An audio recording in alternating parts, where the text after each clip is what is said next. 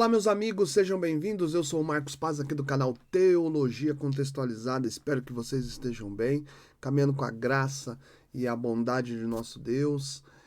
Jesus, ele fala: Eu sou o caminho, a verdade e a vida, e ninguém vem ao Pai senão por mim. Nós abrimos mais uma videoaula aí, podendo fazer exposições que venham contemplar seu crescimento, seu desenvolvimento, seu pensamento, seu senso crítico nas escrituras sagradas. Nós estamos formulando o canal Teologia Contextualizada com novos vídeos diferentes, provocativos e ao mesmo tempo reflexivos, passando nas 4 ramificações que é a proposta do canal, que é a teologia bíblica, histórica, sistemática e prática. Você que tem dado esse like, colocado lá seus comentários, ajudado a gente a propagar o canal, muito obrigado. E não continue, tá bom? De deixar o seu like, de deixar seus comentários e ajuda a gente a chegar aí a 1000 inscritos.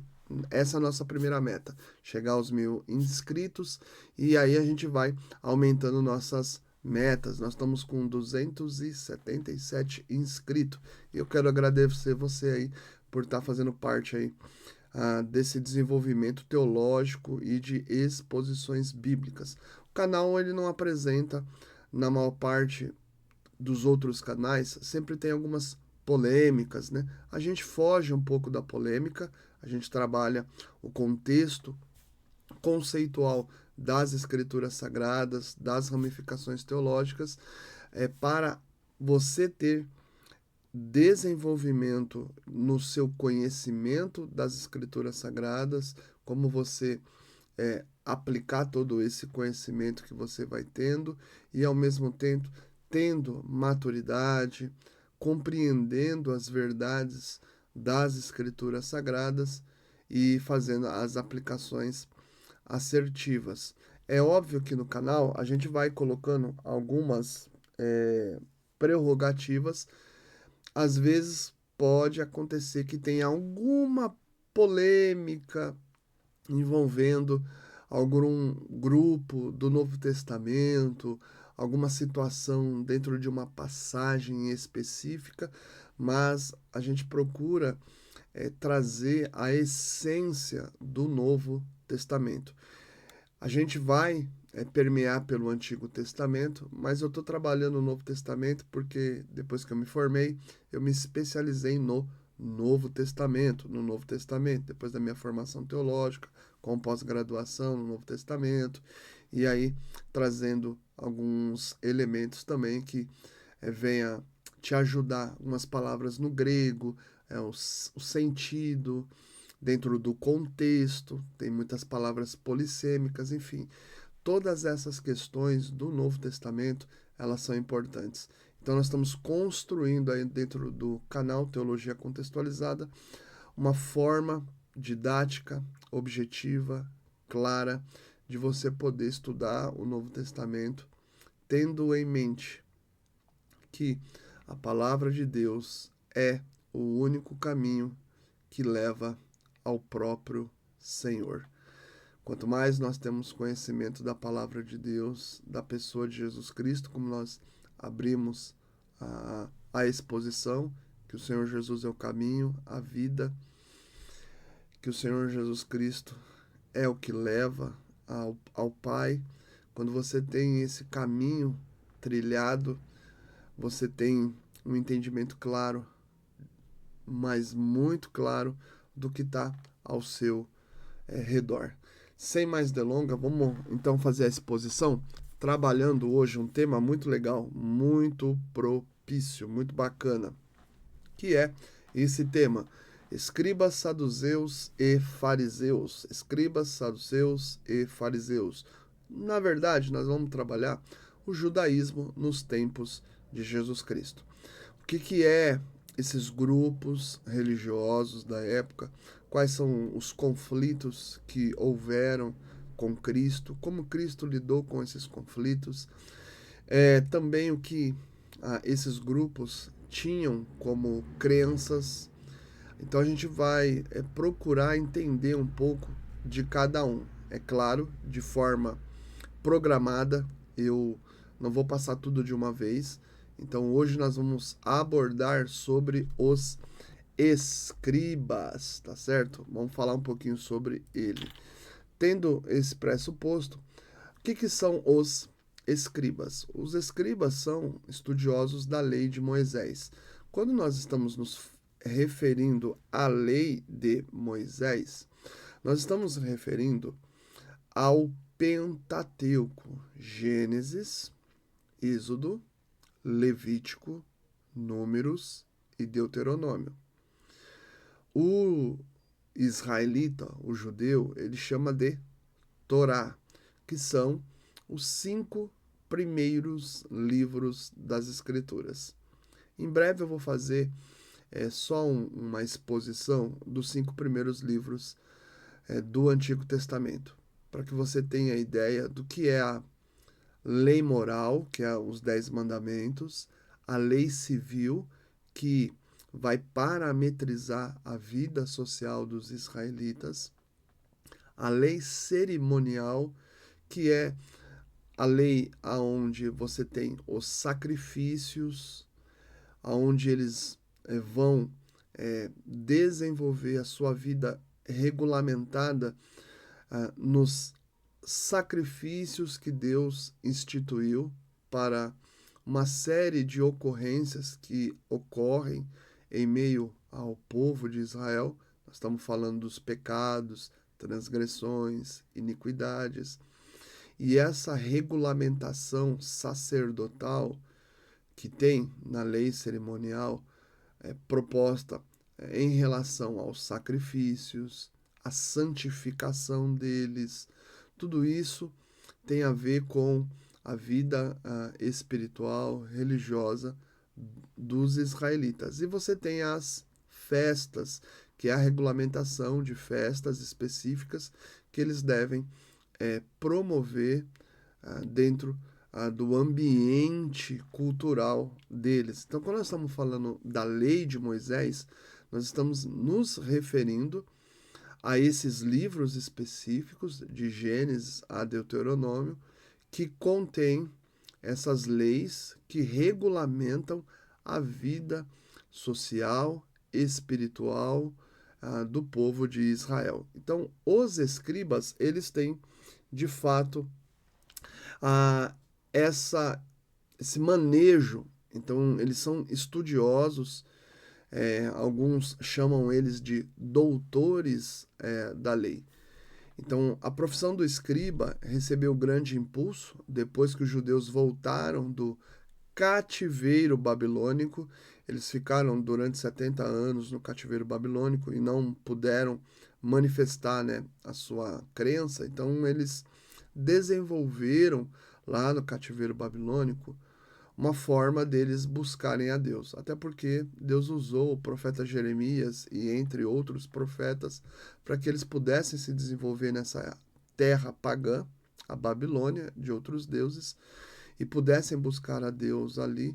E depois do cumprimento dos 70 anos do cativeiro babilônico, eles voltaram para Israel, onde eles ergueram o templo, construíram novamente as muralhas, de proteção de Jerusalém, começaram a habitar nos arredores de Jerusalém e em outras localidades ali da extensão geográfica de Israel. E aí você tem Esdras, que é um escriba, um homem versado na lei de Moisés. Depois você pode ler lá o capítulo de Esdras, o livro de Esdras em si, e aí você vai perceber isso, que foi o homem que trouxe um desenvolvimento para eles. E aí eles vão desenvolver toda essa forma de pensamento, essa forma de conduzir a vida a partir aí desses estudos que eles desenvolviam ao longo do seu tempo, tá certo? Então, depois dessa profecia, restando apenas o estudo das Escrituras para servir de alicerce à vida nacional. Quando eles estão lá no cativeiro babilônico, o que que eles têm que fazer? Eles têm que estudar a palavra de Deus porque estão fora, né, de Jerusalém. Então, quando eles voltam, eles já trazem esse pressuposto, né, esse precedente que eles já desenvolveram há muito tempo lá no cativeiro babilônico. Então, diante desse quadro, os escribas são aqueles que são doutores da lei e que ensinavam as leis de Moisés. Eles vão empregar algumas interpretações, né? Então, obviamente, você vai perceber lendo, né, a palavra de Deus e alguns livros também que eles vão escrevendo dentro da cultura deles, tá certo? Então eles vão empregar essas interpretações da lei, as questões civis e religiosas e vão poder aplicar na sua vida, tudo como interpretação.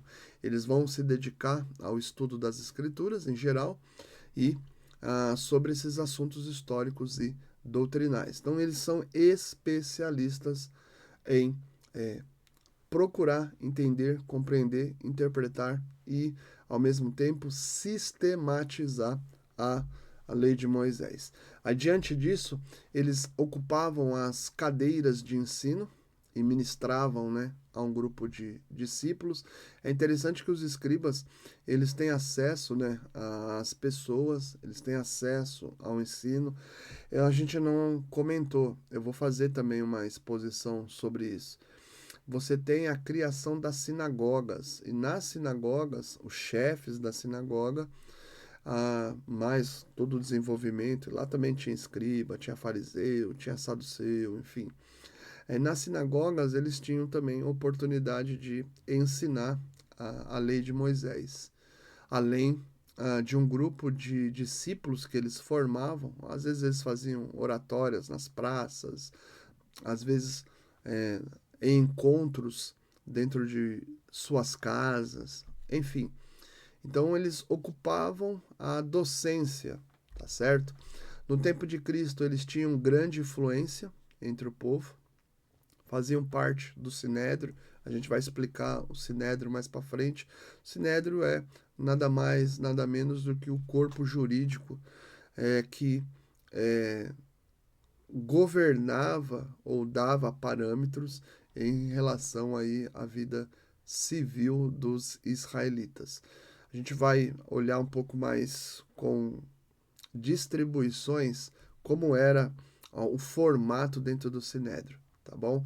Mas para você ter uma ideia, eles também ocupavam também um ofício dentro do Sinédrio e tinham grande relevância. A maior parte deles pertencia ao grupo dos fariseus. Fariseus é um outro grupo religioso. Você tem os escribas como um grupo, mas você também tem os escribas participando ativamente desse grupo mais ortodoxo do judaísmo, chamado grupo dos fariseus. Eles também faziam parte. Lá no panorama do Novo Testamento, do Gundry, lá na página 97, eu separei uma citação que eu acho interessante só para você ter uma ideia do que aconteceu. O Rabi Akiba, ele dizia o seguinte: a tradição é uma cerca ao redor da lei, ou seja, a interpretação dos escribas protege a lei ao impedir que as pessoas sequer cheguem perto de quebrá-la. Isso lá no Mishnah Avot 3.14. Então você tem uma certa proteção por esse grupo específico chamado escribas, e uma parte deles é aliançado dentro do grupo dos fariseus, nas quais eles protegiam, né, resguardavam, guardavam com muito afinco a questão da lei para que não tivesse um liberalismo com a lei de Moisés, tá certo? Você tem dentro das escolas dos rabinatos daquela época duas escolas, que é a escola Shammai Rapaz, e a outra escola é a escola. A gente vai aprofundar um pouquinho mais, é que é muito contexto na cabeça. Eu acabei. Eu vou lembrar e depois a gente vai falando. Eles tinham duas escolas que envolviam o rabinato é, muito forte, lembrei, Hillel. Então você tem a escola de Shammai e a escola de Hillel. E essas escolas, elas tinham algumas tendências, uma mais ortodoxa e a outra mais liberal. Então vem aí esse grupo de escribas, nas quais eles procuram proteger a lei para que não haja uma quebra, um liberalismo dentro da própria lei e haja é, um espaço, uma folga, uma rendição ou um distanciamento em relação à lei do Senhor. Eles são muito rígidos, é um grupo muito ortodoxo, muito preservador em relação à lei. Então tem um aspecto deles que a gente vai, ao decorrer da exposição, falar. Então, eu achei interessante esse pensamento aí que o teólogo, o Gundry, ele traz em relação ao que é o pensamento e o desenvolvimento dos escribas em relação à lei de Moisés. E é interessante que essa tradição, de alguma forma, eles passaram do ponto. Jesus ele vai falar algumas questões, até porque uma ala desses escribas estão dentro também dos partidos dos fariseus. Eles dão muita vazão para a tradição dos anciãos, para a interpretação, muitas vezes, dos rabinos daquela época, e acabam invalidando ou passando por cima da própria palavra de Deus. Então, essa seriedade que eles têm, e aqui a gente não está fazendo nenhum tipo de crítica direta, mas em algum momento eles supervalorizaram a tradição interpretativa deles e que até fugia um pouco da palavra de Deus. Então, esse rigor que eles tinham, não é um afrouxamento, mas é um rigor. Você tem uma ala mais frouxa, mas esse rigor ultrapassou, em certa medida, alguns pontos em que houve conflitos aí com a pessoa de Jesus. Diante desse quadro, você tem esse conflito que eu já mencionei anteriormente entre os escribas e o Senhor Jesus Cristo. O Senhor Jesus Cristo ele tinha uma leitura muito clara sobre esses partidos religiosos e as suas práticas. E isso causou uma tensão, uma oposição dos partidos religiosos para com Jesus Cristo.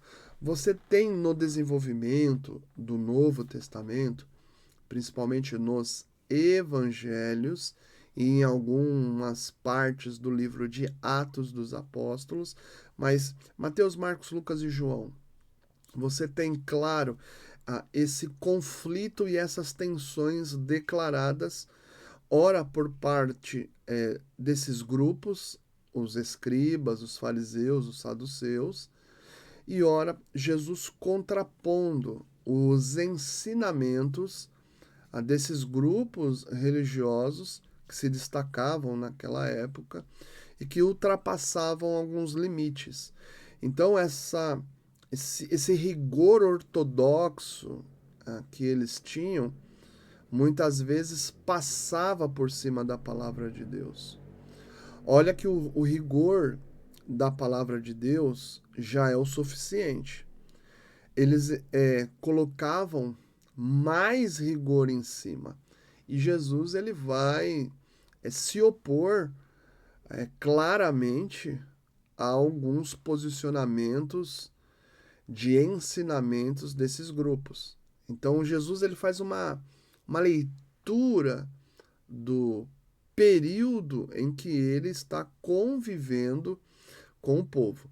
A gente vai fazer uma biografia da pessoa de Jesus Cristo e é interessante que dentro dessa biografia de Jesus Cristo eu vou mostrar para vocês no timeline da pessoa de Jesus, as suas obras, os seus discursos, seus ensinos, suas pregações, as movimentações de curas e libertações, mas eu vou mostrar para você o período conflituoso que Jesus teve com esses partidos, porque à medida que Jesus vai avançando a sua obra, você vai tendo algumas reações e oposições contrárias. Por quê? Porque Jesus ele vai esclarecer de forma muito objetiva a palavra de Deus ao povo israelita que estava vivendo debaixo de muitas trevas, de muita falta de conhecimento, de muitas mazelas, de muitas questões muito complexas. Não é à toa, e eu me lembrei desse texto agora, para passar para vocês, Lucas, ele faz um registro interessante no capítulo 4, a partir do versículo 16, quando Jesus está em Nazaré, e ele entra num dia de sábado, que é o dia em que eles param de trabalhar, de fazer qualquer coisa, e há um rigor excessivo, como eu disse anteriormente, por parte dos escribas e de alguns fariseus em relação ao sábado, e Jesus vai trazer um, uma explicação sobre o sábado, e até hoje também isso é confundido pelas pessoas. Então eles pegam o sábado, param para buscar o Senhor, para ouvir a palavra, para pelo menos interiorizar a palavra de Deus em suas almas e aplicá-las para o seu cotidiano. E aí Jesus, ele pega um livro que é dado a ele, ao livro de Isaías, porque é costume nas sinagogas, vem lá o escriba e entrega o livro ou uma sessão onde eles vão desenrolar o pergaminho e ali vão ler um trecho que eles chamam de paraxá do sábado. E aquela paraxá, aquele texto, vai ser feita uma exposição, trazendo algumas interpretações e aplicações, e depois eles tiram os seus momentos de oração e louvor a Deus. E aí, nesse costume, Jesus pega o livro do profeta Isaías, abrindo o livro a partir do versículo 18, Lucas 4. O Espírito do Senhor está sobre mim, pelo que me ungiu para evangelizar os pobres, enviou-me para proclamar libertação aos cativos, restauração da vista aos cegos e para pôr em liberdade os oprimidos e apregoar o ano aceitável do Senhor.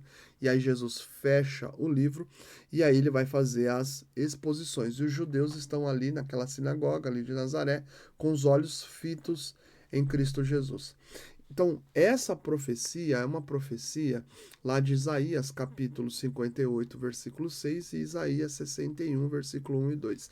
Então, Jesus ele vai trazer a palavra de Deus ao povo e vai se movimentar diante da nação. Para quê? Para evangelizar os pobres, para proclamar libertação aos cativos, para restaurar a vista aos cegos e também pôr em liberdade os oprimidos e trazer o ano aceitável do Senhor, que é a redenção, a remissão dos pecados, a, a, a inserção no reino de Deus, enfim, uma série de coisas espirituais poderosas que vão abençoar todo aquele movimento de trevas em que o povo israelita está vivendo, porque eles estão em morte espiritual. Tem uma palavra no grego chamada necros. Por isso que vem de necromancia, necrotério, enfim, necros. A palavra necros no grego, ela traz a ideia, dependendo do contexto, e aqui é o que eu quero me referir, dentro do contexto, que a palavra necros é morte espiritual. A partir da queda do homem, o homem está morto espiritualmente. Qual é o conceito teológico que está por detrás? O homem está separado de Deus.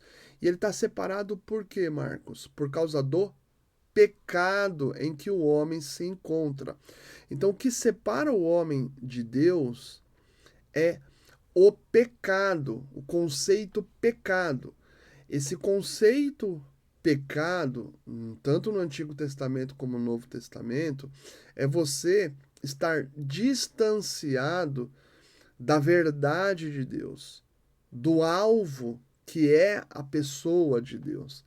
Então, homens e mulheres hoje que vivem em sociedade, nos seus múltiplos e diversificados tipos de pecados, se eles não se arrependerem dos seus pecados e confessarem Cristo como Senhor e Salvador de suas vidas, eles continuarão no pecado e terão um destino, depois que morrerem fisicamente, não muito agradável, que a Bíblia chama de estado intermediário chamado inferno.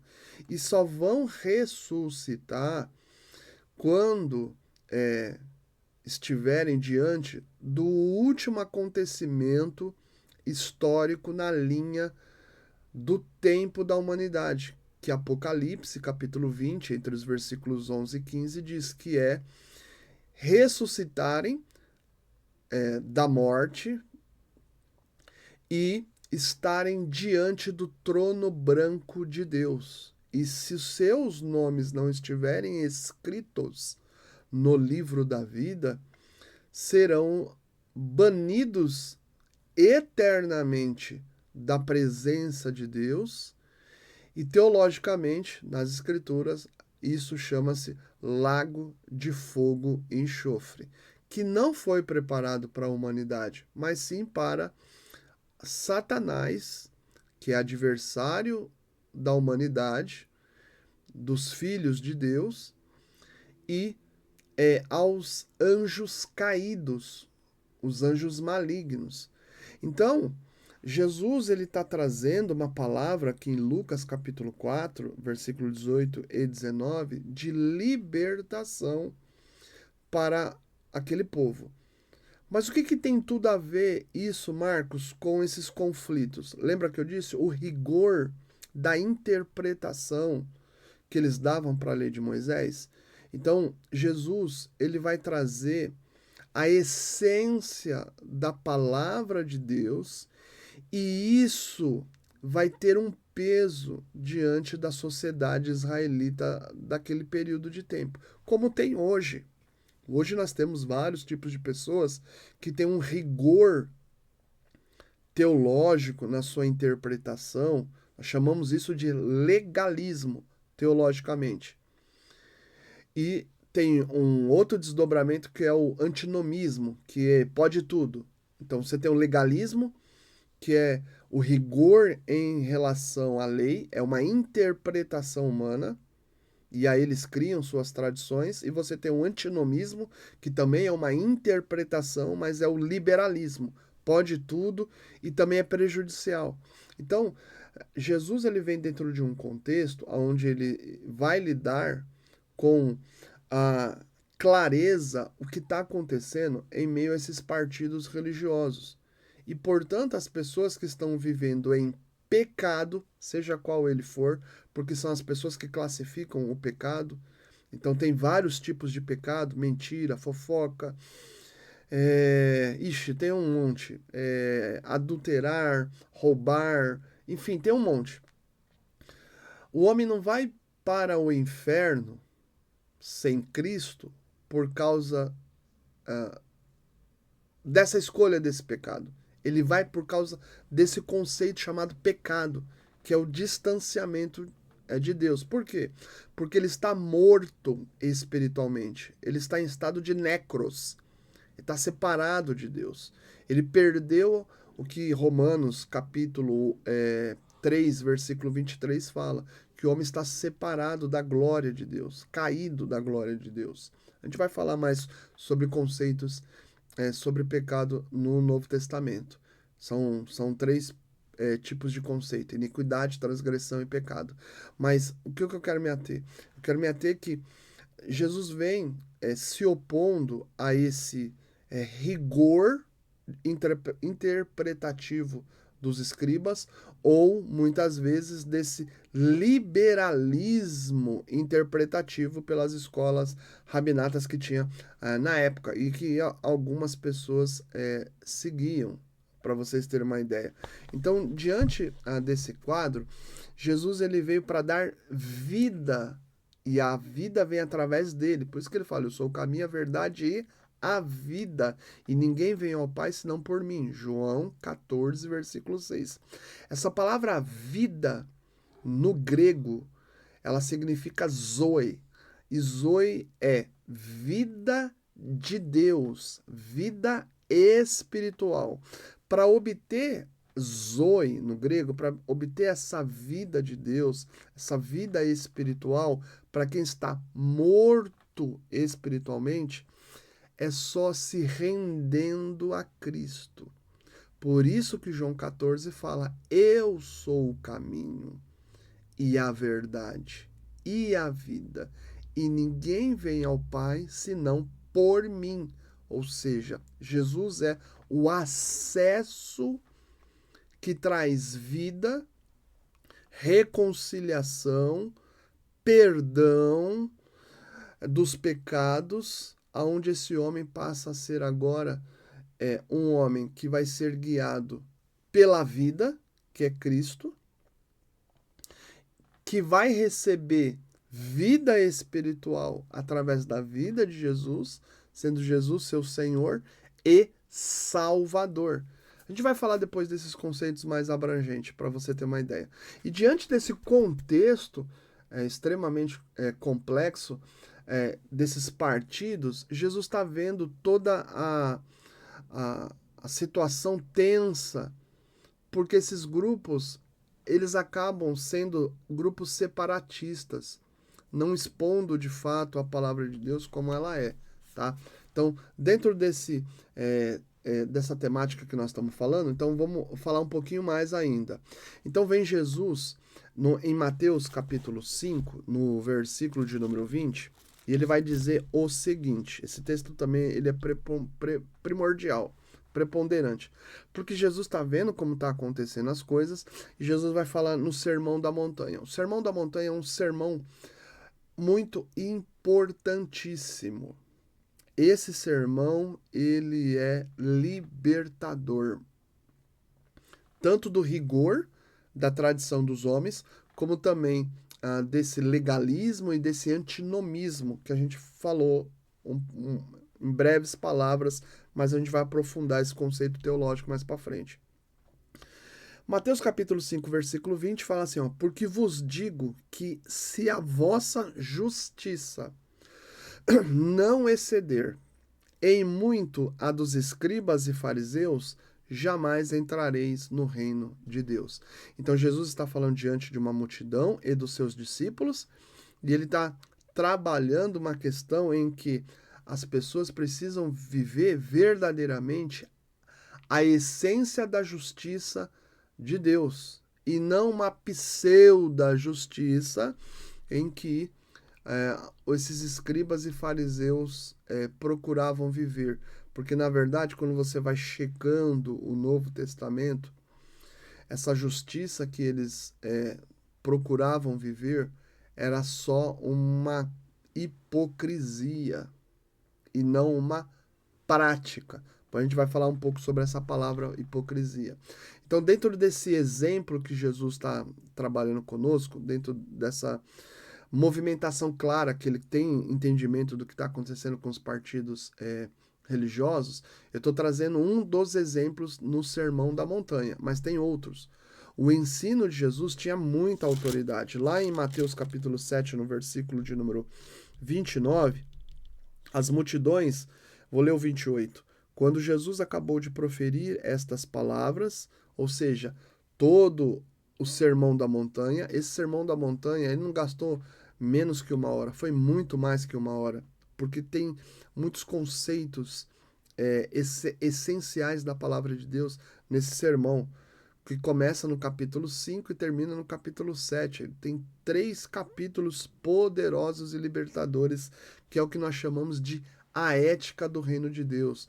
Como os súditos de Cristo, daqueles que se entregaram a Cristo e que têm Cristo como Senhor das suas vidas e Salvador, devem viver de acordo com esse padrão. E esse padrão é um padrão que você consegue viver por meio da graça de Cristo. Tirou Cristo, você não consegue viver. Quando Jesus acabou de proferir estas palavras, estavam as multidões maravilhadas da sua doutrina. Por que doutrina? Eu até cito na página 101 uma citação do Grande, é um referencial, eu uso vários referenciais aí nessa exposição, que o ensino de Cristo tinha tanta autoridade porque Cristo não usava a opinião de outros rabinos que já tinham falecido. Aqui nós não estamos fazendo uma crítica desses rabinos já falecidos. Não, nós não estamos falando desdém de nenhum deles. Pelo contrário, é que os escribas validavam-se da interpretação e também da opinião desses mestres. Rabino é um mestre, né? É um doutor dentro daquilo que ele estudou. Então esses escribas, eles citavam alguns desses doutores, desses rabinos que já tinham partido, para validar algumas das suas exposições. Jesus era o contrário. Jesus ensinava aquilo que a lei de Moisés e ele trazia a verdadeira essência da lei. E isso trouxe algumas complicações entre Jesus e esses grupos de partidos religiosos. Houve uma tensão muito aí. Os caras começaram a ficar com muitos ciúmes, porque o povo começou a passar a seguir a Jesus pela sua palavra, pelo seu ensino. Você imagina, o povo vivia em grandes trevas. O primeiro sermão de Jesus para essa multidão de pessoas foi: arrependei-vos do seu pecado, que está lá em Mateus capítulo 4, a partir do versículo 17. Ele fala: arrependei-vos, pois está próximo o reino dos céus. Então, o primeiro sermão de Jesus foi tocando sobre o pecado, arrependimento, mude de estilo de vida. Então, os escribas, eles tinham essa prática de citar interpretações rabínicas, e Jesus trazia um ensino sobre a essência da Torá, da lei. Versículo 29, porque ele as ensinava como quem tem autoridade e não como os escribas. Essa diferenciação, talvez você nunca ouviu falar sobre esse tipo de situação. Os escribas, eles de fato faziam exposições, mas citavam muitos rabinos antigos, diferente de Jesus. Tem um peso diferente nas quais as multidões estavam maravilhadas do ensino de Jesus. A palavra autoridade no grego chama-se exousia, e exousia traz a ideia de peso, de uma medida. Então eles estavam sendo guiados verdadeiramente por alguém que conhecia verdadeiramente a essência da palavra de Deus. Jesus disse às multidões e aos discípulos para não imitar as obras dos escribas e fariseus. Lá em Mateus capítulo 23, vamos pegar esse texto também ele é muito interessante. Então, Jesus ele vai trabalhar essa questão aí de Mateus 23, entre os versículos 1 e 7, porque, como eu disse anteriormente, Jesus sabia como era o estilo de vida dos escribas e de alguns deles que estavam dentro do partido dos fariseus. E essa tensão, ela se potencializou a ponto, mais lá para frente, deles quererem, de fato, matar Jesus. Planejaram, né, matar Jesus. Então, Jesus deixava muito claro o ensino de Deus, contrapondo-se em meio a esses ensinos nefatos. Isso aqui eu quero trazer uma breve aplicação. Nós estamos vivendo no politicamente correto. Todas as vezes que você tem pessoas que estão em contraposição a um ensino errado, bíblico, um ensino errado, esses novos ensinos que estão surgindo aí, que não tem nada a ver com a Bíblia, e muitos estão ensinando a verdade, e aí você tem um grupo de pessoas, até mesmo dentro do seio da própria igreja, que diz que estes que estão se contrapondo contra os falsos mestres estão errados de falar isso. Alguns chegam a ter esse tipo de pensamento. Mas por quê? Porque não querem ser confrontados com a verdade. E a verdade é o que vai libertar o indivíduo daquele pecado. Então, o politicamente correto hoje, ele tem sido uma prática muito comum. E Jesus é contra esse estilo de posicionamento. Em Mateus 23, versículo 1, fala: Então falou Jesus às multidões e aos seus discípulos. Na cadeira de Moisés se assentaram os escribas e os fariseus. Fazei e guardai, pois tudo quanto eles vos disserem. Porém, não imiteis as suas obras. Fazer e guardar é quando quando há uma citação sobre a lei de Moisés. Então tem lá a lei moral, os 10 mandamentos, que está lá em Êxodo e em Deuteronômio. Então ele está citando lá os 10 mandamentos, você pode fazer e guardar aquilo. Agora, o que Jesus está se contrapondo é: não imite as suas obras. Por quê? Porque as obras deles não estão coadunando com a fala. Porque eles estão pedindo para fazer o que Moisés está pedindo. Mas eles não estão fazendo o que Moisés está apontando. Mas, Marcos, como é que você identifica isso nas Escrituras? Por exemplo, Mateus capítulo 15. Mateus capítulo 15, Jesus, lá no versículo de número 3, vai dizer assim: ó, eles, porém, lhe respondeu: Por que transgredis vós também o mandamento de Deus por causa da vossa tradição? Mateus 15, versículo 3. Por que vocês estão transgredindo o mandamento de Deus que está lá na lei de Moisés por causa da sua tradição? Tá vendo? Essa robustez que eles têm, ou esse exagero exacerbado com a interpretação, e aí eles vão, de alguma maneira, na sua rigidez, estabelecer alguns pontos que desviam-se da lei, da essência da lei que foi dada. Por que eu estou falando isso? Porque esse versículo 3 do Mateus 15, ele está em ponto de interrogação. E aí ele fala: Porque Deus ordenou, honra teu pai e a tua mãe. E quem maldizer a seu pai ou a sua mãe, seja punido de morte. Isso está na lei de Moisés. Está na lei, tanto moral como na lei civil. Na lei moral, honra a Deus, honra pai e mãe, para que seus dias sejam acrescentados. E na lei civil, quem maldizer seu pai ou sua mãe, seja punido de morte.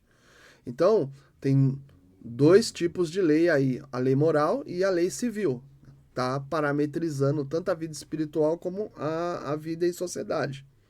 Aí ele fala no versículo 5, mas vós dizeis, mas vós aí tá falando já da interpretação da tradição que eles estão ensinando dentro do contexto de Israel. Mas vós dizeis, vós quem? Os escribas e os fariseus. Se alguém disser a seu pai ou a sua mãe, é oferta ao Senhor aquilo que poderia aproveitar de mim. Então, O que que eles estão dizendo? Que tudo aquilo que seja para ajudar o movimento deles é oferta ao Senhor.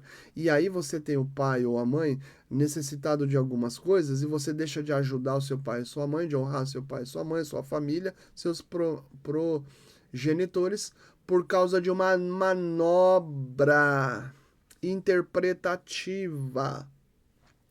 É isso que Jesus está falando. Então foge da essência da lei que foi prescrita. E aí ele fecha no versículo 6. E esse jamais honrará seu pai ou sua mãe. Assim, invalidastes a palavra de Deus por causa da vossa tradição.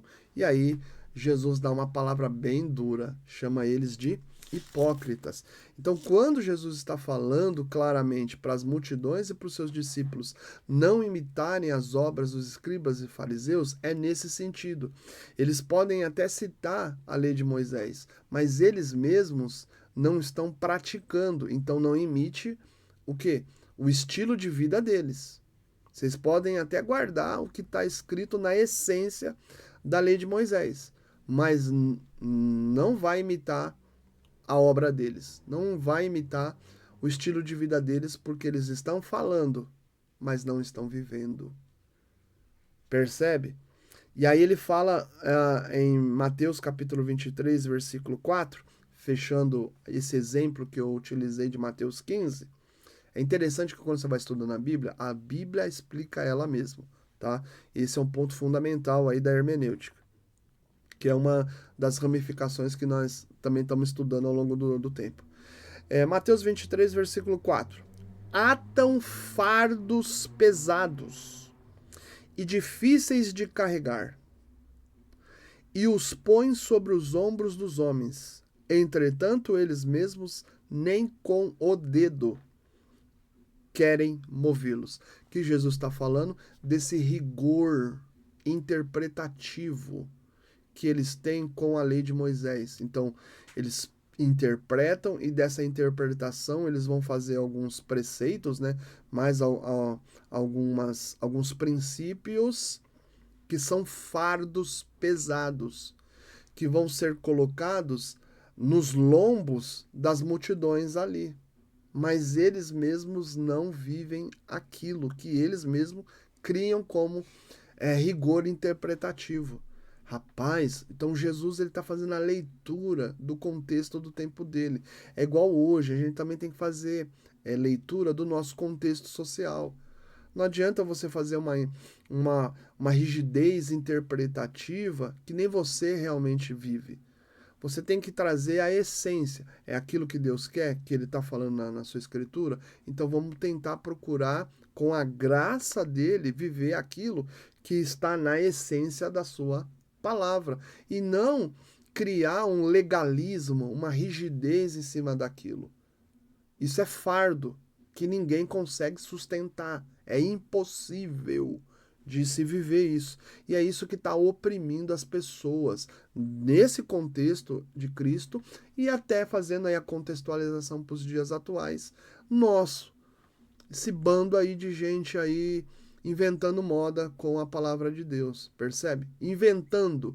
E eu falo bando mesmo, porque é um bando de gente que não tem um pingo de vergonha e que está colocando o quê? Fardo pesado na vida das pessoas. E elas estão se afastando de Cristo, da essência da palavra de Deus. O texto continua, versículo 5. Praticam, porém, todas as suas obras, com o fim de serem vistos dos homens. Então, o que os escribas estão fazendo? Eles estão praticando algumas coisas dentro da vida social, diante dos homens, para quê? Para serem aplaudidos, para serem reverenciados. Em que sentido, Marcos? No sentido, olha os homens espirituais, olha os homens. Já viu aquela frase de alguns dizendo assim, ó, se você não tem fé, eu tenho fé por você? Você já viu aquilo, ó, faça seu pedido que eu vou levar lá no monte, vou orar por você? Existem muitas obras que os homens estão fazendo à vista dos homens e que não tem nada a ver com Deus. Tem a ver com seus próprios interesses e tradições, que vão enredando as pessoas e no fundo, não tem nada a ver com a essência da palavra de Deus. Praticam, porém, todas as suas obras com o fim de serem vistos dos homens, pois alargam seus filactérios, suas franjas, amam o primeiro lugar nos banquetes e nas primeiras cadeiras das sinagogas, as saudações nas praças e os serem chamados mestres pelos homens. Jesus, então, irmãos, fala claramente em Mateus 23, do versículo 1 a 7, para que as pessoas não imitem as suas obras, tá certo? Vamos voltar aqui, tem mais coisa confrontadora em meio a essas tensões. Diante desses conflitos, então Jesus vai confrontá-los de hipócritas. A palavra hipócritas no grego, hypocrites, é fingidor, um ator usando máscara, alguém que diz uma coisa, mas faz outra. É isso que é um hipócrita. O hipócrita, esse hypocrites, ele é um fingidor. Ele é alguém que tá com uma máscara. Eu já tenho uma exposição específica para falar sobre só essa temática, hipócritas. Cuidado com os hipócritas. Cuidado com os fingidos. Cuidado com aqueles que dizem uma coisa, mas na verdade faz outra. Então Jesus vai confrontar essa espiritualidade rigorosa que os escribas têm e que, na verdade, não passa de uma hipocrisia. Entre os versículos 13 a 29, ele coloca, eu vou ler só alguns pontos, para que também o vídeo não fique longo. O texto fala assim: ai de vós, escribas e fariseus, hipócritas, porque fechais o reino dos céus diante dos homens. Pois vós não entrais, nem deixais entrais os que estão entrando. Eles não deixam entrar, por quê? Por causa desse rigor interpretativo da tradição deles. Então Jesus está confrontando o quê? O ensinamento deles. Como eles gostam de ser chamados de mestres, de pai, né? Nem citei aqui para vocês de guias. Jesus está confrontando isso. Só tem um mestre, que é o Senhor. Só tem um guia, que é o Senhor. Só tem um pai, que é o Senhor, que é o Deus Pai. Então, Jesus está mexendo aí com o que a gente chama de status quo deles. Está tirando esse brilho, né, que eles criaram diante daquela sociedade. Oh, ali está passando um santo homem de Deus, um santo mestre de Deus, um santo guia de Deus. E as pessoas, em vez de reverenciarem e procurarem adorar ao único Deus, ficam pagando sapo para esses homens aí, comedor de capim, de mato, como qualquer outro, como nós, como qualquer um, é barro. E o que acontece? Acabam desvirtuando do foco central, que é Deus. E aí, depois você pode ler, tem outros textos bem complexos aqui, que eles chamam, Jesus chama eles de hipócritas. Tem um aqui, ó, no versículo 23, ele fala: ai de vós, escribas e fariseus hipócritas, porque dais o dízimo da hortelã, do endro e do cominho, mas tendes negligenciado os preceitos mais importantes da lei, a justiça, a misericórdia e a fé. O que adianta você dar o dízimo, você dar a oferta, mas você é um negligente com a justiça, é tudo aquilo que agrada aos olhos de Deus, ou seja, praticar verdadeiramente a justiça, misericórdia, ou seja, exercer misericórdia com o outro que está em estado de miséria, que não tem nem como se mexer, como fazer, e você tem empatia sobre aquela situação, compaixão e poder ajudar. Terceiro, fé. Ou seja, na essência da palavra de Deus. Adianta você dar dízimo e oferta, mas não ter essas três coisas principais da lei, que é a justiça, que é a misericórdia e a fé.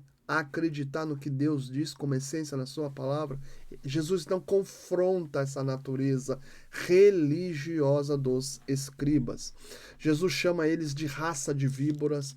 Então, você vê o tom vai aumentando desse desenvolvimento que há ali de distorção por parte dos escribas.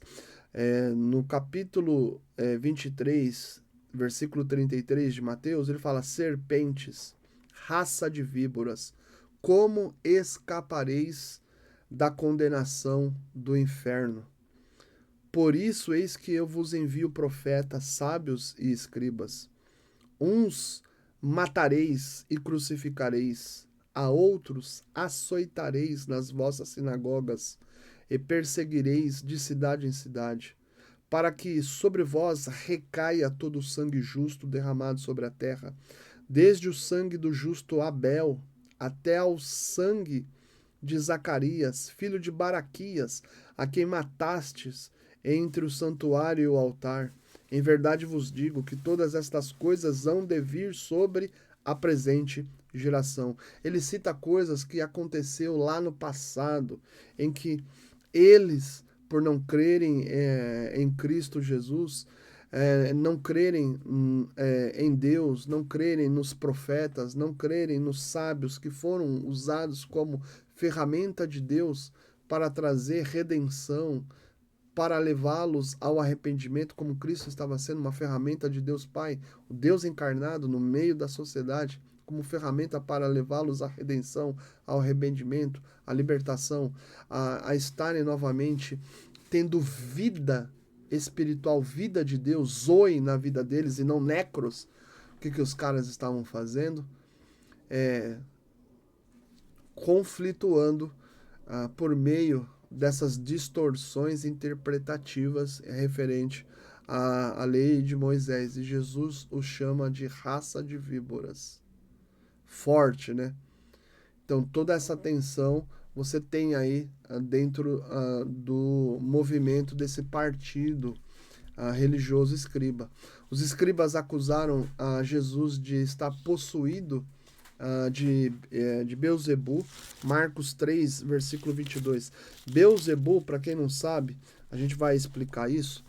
3, versículo 22. Os escribas que haviam descido de Jerusalém diziam: ele está possesso de Beelzebu, e é pelo maioral dos demônios que expele os demônios. Uma das manifestações sobrenaturais do Espírito Santo que estava sobre a vida de Jesus, dentro do seu ministério ali em meio a Israel, era a libertação de espíritos malignos, como a gente viu lá lendo Lucas 4, no versículo 18. E isso permeia nos evangelhos, Mateus, Marcos, Lucas e João.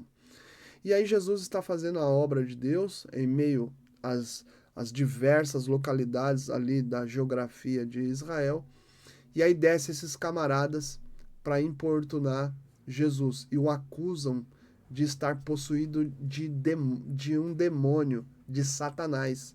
Beelzebu tem a ideia de o Senhor das Moscas. É um título que é utilizado para Satanás ou para espíritos malignos. Então, o que acontece? Dentro desse contexto, Jesus é acusado de estar possuído de um espírito maligno. E Jesus está fazendo o quê? Libertando indivíduos que estão dessa forma. Olha só. Então, eles estão se colocando em oposição àquilo que Jesus está fazendo. Depois você pode ler todo esse capítulo de Marcos 3, versículo 22, e você vai ver que há um confronto realmente aí. Porque Jesus chega a falar, ó, vocês podem até blasfemar do Pai de mim, mas vocês não podem blasfemar do Espírito Santo de Deus. Então eles estão atribuindo a algo que Jesus está fazendo ao maligno. Isso é blasfêmia, pra vocês terem uma ideia. Blasfêmia.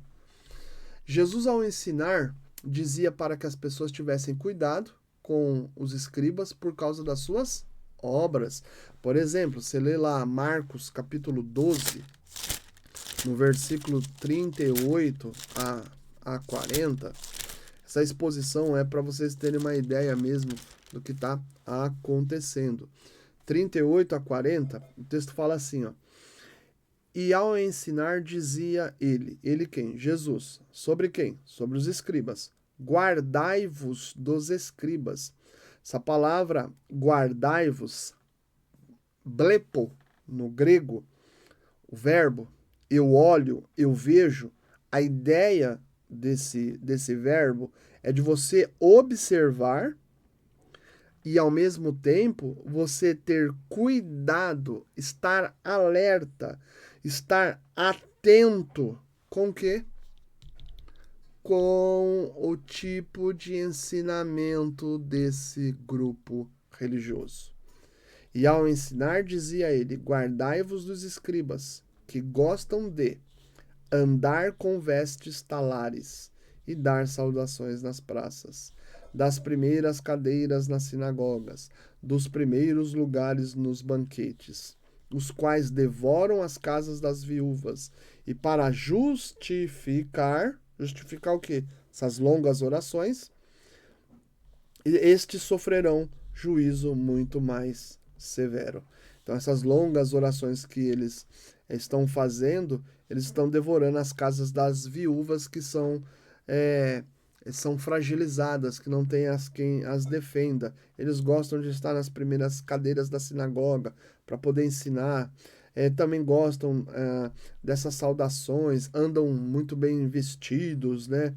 Enfim, Jesus está falando para as multidões, ensinando aos discípulos que eles devem guardar aí da forma ou do estilo de vida que esses escribas estão vivendo perante a sociedade. O evangelho é uma coisa discreta, o evangelho é uma coisa muito objetiva, muito simples. É viver a essência da palavra de Deus e não um exibicionismo a rigor como eles desenvolviam. Os escribas vigiavam Jesus em suas obras, principalmente quando se dava aos sábados. Jesus teve muito problema com eles também aos sábados. Lucas capítulo 6, versículos 6 a 11. Sucedeu que em outro sábado entrou ele na sinagoga e ensinava. Ora, achava-se ali um homem cuja mão direita estava ressequida. Os escribas e os fariseus observavam-no, procurando ver se ele faria uma cura no sábado. Olha só, procurando. Os escribas e os fariseus observavam. A ideia de observar aí é vigiar. Procurando ver se ele faria uma cura no sábado, a fim de acharem de que o acusar. Acusar do quê? De violação no sábado. Então, a rigor da interpretação dos rabinos e desses escribas que eram versados na lei, o sábado não poderia se fazer nada. Incrível que pareça, até fazer o bem. Jesus estava fazendo um bem a um homem que tinha uma problemática física. Então Jesus está fazendo um bem. Incrível que pareça, esse rigor interpretativo dos escribas atrapalhava a obra de Deus. E eles estavam querendo acusar a Jesus de violar o sábado. Olha só, para o acusar.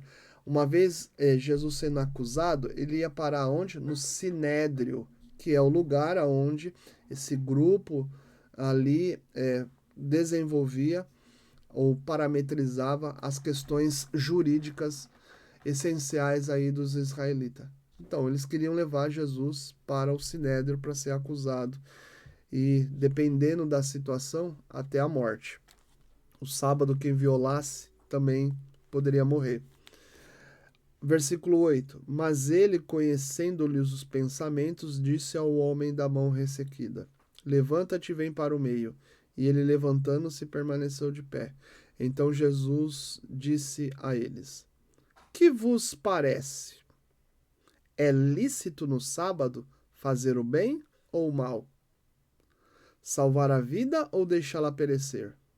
E fitando todos ao redor, disse ao homem: Estende a mão. E ele assim o fez, e a mão lhe foi restaurada. Mas eles se encheram de furor e discutiam entre si quanto ao que fariam a Jesus. Então, Jesus faz o bem, não o mal.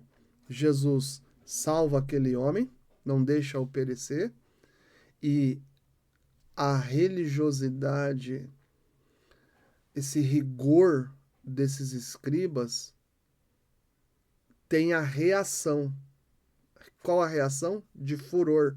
Em vez de olhar um homem que tem problemas físicos e esse homem está sendo curado e restaurado e se alegrar e ficar feliz com o que Deus está promovendo em benefício àquele homem, os homens ficam extremamente estressados, bravos e planejam como dar fim a Cristo Jesus.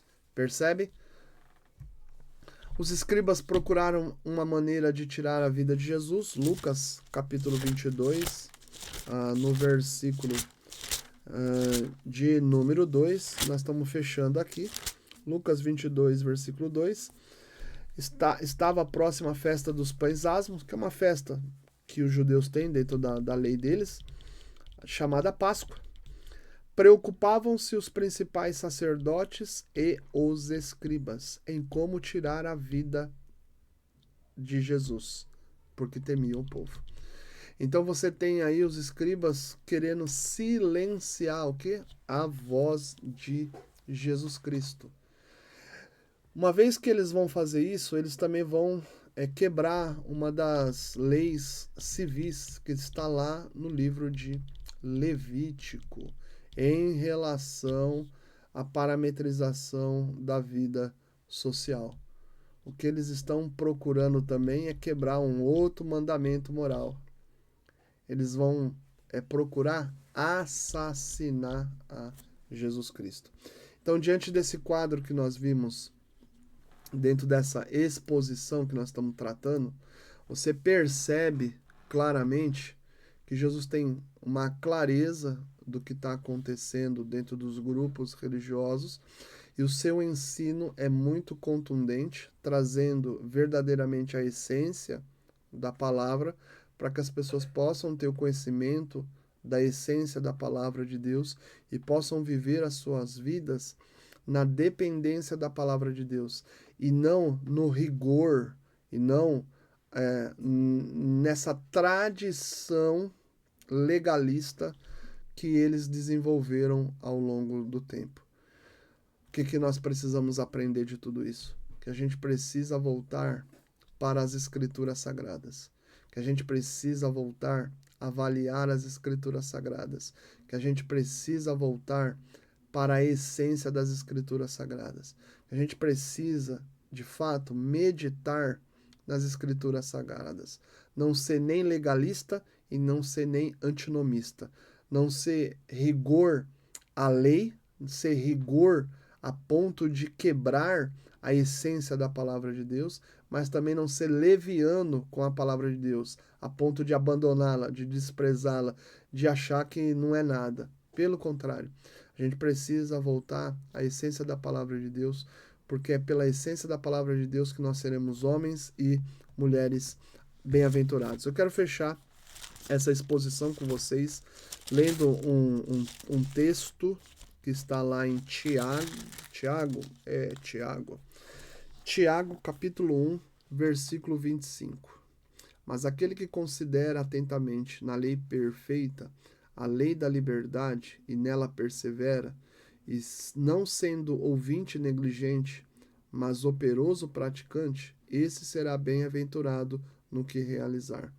Se nós nos atentarmos verdadeiramente para a lei perfeita, a lei da liberdade, estamos falando aqui da palavra de Deus, e acolher essa palavra que está sendo implantada, que é poderosa, ela vai salvar a nossa alma. Não é a tradição dos homens, não é o rigor da hermenêutica, não é o rigor do legalismo, não é o antinomismo, ou seja, viver sem a lei de Deus, viver parâmetros sociais sem a lei de Deus, que vai nos garantir uma alma abençoada, uma alma salva, uma alma em preceitos verdadeiros. O que vai garantir uma alma em preceitos verdadeiros é a gente se atentar verdadeiramente para a lei perfeita, a essência da palavra de Deus, e procurar não ser negligente, mas ouvir a essência da palavra de Deus e procurar viver aquilo que Deus estabeleceu. Um grande abraço a todos. Permitindo Deus, nós vamos fazer uma outra exposição abordando aí os grupos e a linha dos fariseus. Um grande abraço. Valeu. Fui.